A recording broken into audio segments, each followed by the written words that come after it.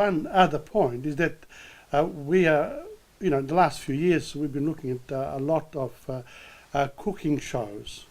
Now, when you go to a restaurant, you get the final product.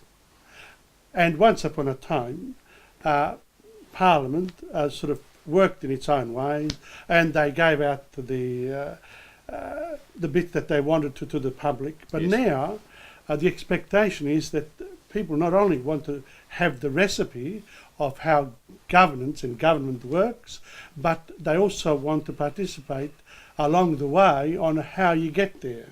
Now, you know that once you are in the kitchen, the best thing to do is to send all people who want to look at how you cook your meat or vegetable, etc., away and say, listen, wait in the restaurant. When I'm finished, I'll tell you. And if the product is good, then you come back to my restaurant. Otherwise, no. And I think that's what Tony Abbott is doing. Well, I think It's along those lines that this business of, for example, in a business, things do really work quite slowly, and progress cannot be measured on a day to day.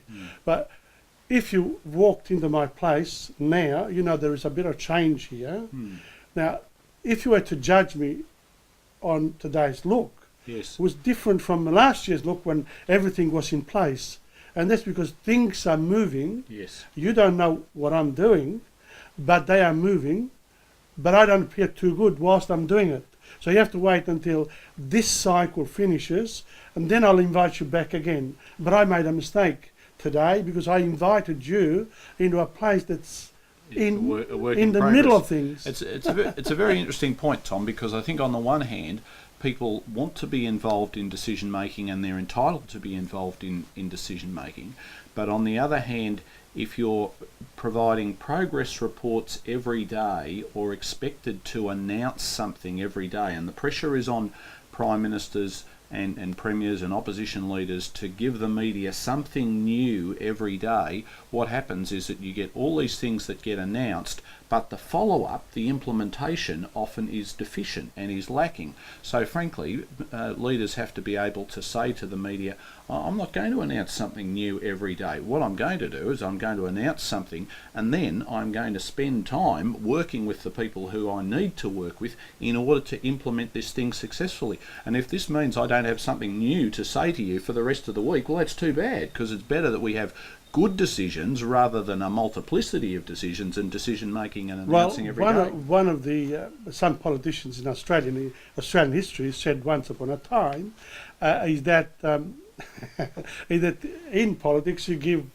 the media what you want to give them.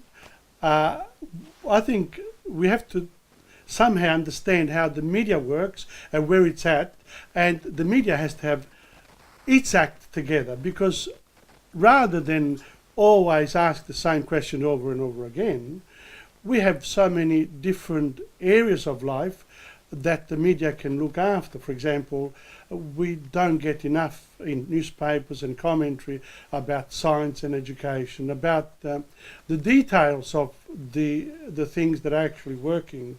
So the media, in a way, needs to actually do an inversion as well, to go back and stop badgering the politicians on a daily basis and actually concentrate on looking at what society actually does in education, in defence, in this and that, and saying these are the things that work in practice. This is how they work in practice. I think what is key here is that if leaders are not talking to the media every day and monopolising the airwaves, this will create space both for them to go and do their jobs better, but also for other voices to be heard. So if you're the science minister or the housing minister or involved in defence forces and so on, there are more opportunities for you then to talk about your issues, or indeed for ordinary members of parliament, backbenchers, to say, I have a view about superannuation, or I have a view about foreign ownership, or whatever it is, and we can have debates about other things, and indeed more room for voices that you don't hear from so much in the public debate, like scientists, like academics, like non-government organisations who have views that are well worth hearing also. And that is something that I, as of Italian background and person who speaks Italian fluently and has an eye on Italy, for the last 20 years, Italy, they speak about 80% of the airwaves have been dominated by Berlusconi. Now, people are tired of that sort of Yes. focus. So what you need to do here, and we're in agreement about this, is to actually put more responsibility on the media to change its ways.